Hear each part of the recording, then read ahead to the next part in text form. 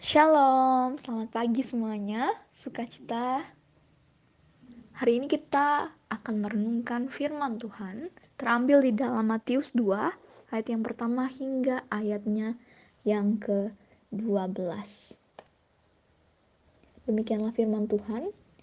Sesudah Yesus dilahirkan di Bethlehem di tanah Yudea pada zaman Raja Herodes, datanglah orang-orang Majus dari timur ke Yerusalem dan bertanya-tanya, di manakah dia, raja orang Yahudi yang baru dilahirkan itu?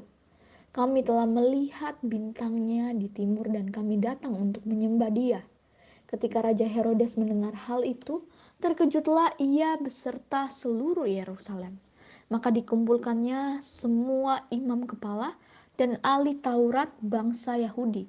Lalu dimintanya keterangan dari mereka di mana Mesias akan dilahirkan. Mereka berkata kepadanya, di Bethlehem, di tanah Yudea, karena demikianlah ada tertulis dalam kitab Nabi, dan engkau Bethlehem, tanah Yehuda, engkau sekali-kali bukanlah yang terkecil di antara mereka yang memerintah Yehuda, karena daripada mula akan bangkit seorang pemimpin yang akan mengembalakan umatku Israel.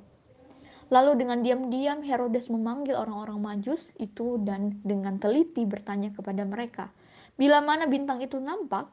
Kemudian ia menyuruh mereka ke Bethlehem, katanya, pergi dan selidikilah dengan seksama hal-hal mengenai anak itu, dan segera sesudah kamu menemukan dia, kabarkanlah kepadaku, supaya aku pun datang menyembah dia.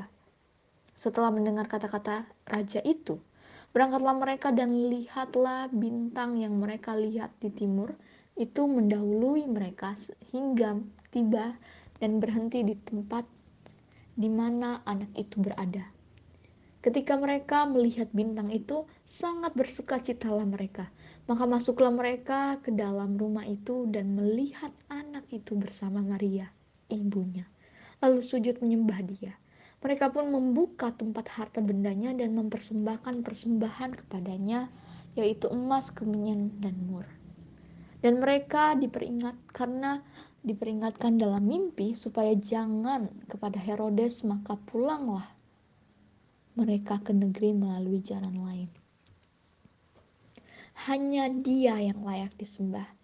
Bapak, Ibu, saudara-saudari sekalian, kisah orang bijak yang datang untuk menyembah Yesus memberikan suatu pesan yang penting bagi kita semua. Melihat bagaimana orang Majus mencari dan menyembah Yesus dengan sungguh-sungguh dan memberikan yang terbaik untuk dia. Kita pun dapat belajar dari hal demikian untuk menyembah Yesus dengan tulus dan memberikan yang terbaik baginya.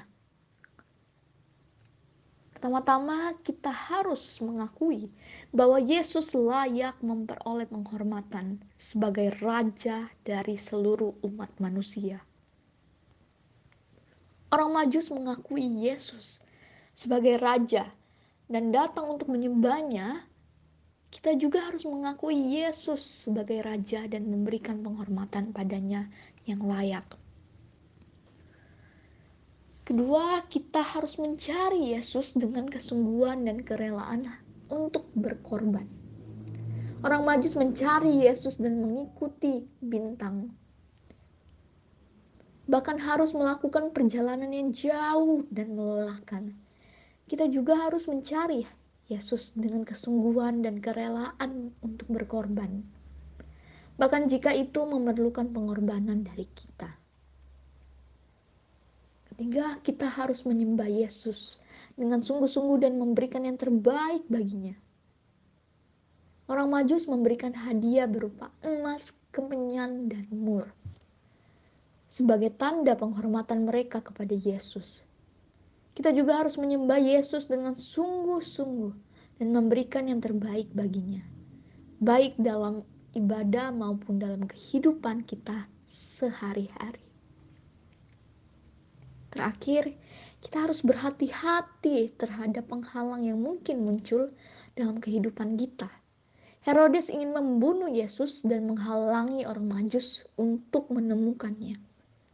Kita juga harus berhati-hati, kita aware terhadap penghalang yang mungkin muncul dalam hidup kita. dan tetap setia dalam mencari dan menyembah Yesus. Bapak, Ibu, saudara-saudari sekalian, mari kita belajar dari kisah orang bijak untuk menyembah Yesus dengan tulus dan memberikan yang terbaik baginya. Marilah kita mencari dan menyembah Yesus dengan kerelaan berkorban dan aware terhadap rintangan yang muncul dalam hidup kita. Semoga Tuhan memberkati kita semua. Mari kita berdoa. Tuhan, sekali lagi kami bersyukur untuk kesempatan yang Engkau berikan bagi setiap kami untuk merasakan, menikmati firman Tuhan, bahkan bisa merefleksikan dalam kehidupan kami hari lepas hari, Tuhan. Kami belajar untuk menyembah Engkau yang layak disembah. Kami belajar untuk menyembah Engkau lebih sungguh lagi untuk mengorbankan seluruh waktu, kesempatan, tenaga kami hanya untuk-Mu saja. Kami yakin di balik itu semua ada rencana dan rancangan-Mu yang indah dalam setiap hidup kami, untuk kami dapat merasakannya dan menyalurkannya bagi sesama kami. Kami menyerahkan waktu kami selanjutnya, aktivitas dan kegiatan kami, Tuhan sertai dan Tuhan tolong kami untuk dapat melakukannya dengan baik. Di dalam nama Yesus Kristus kami berdoa dan mengucap syukur. Haleluya. Amin.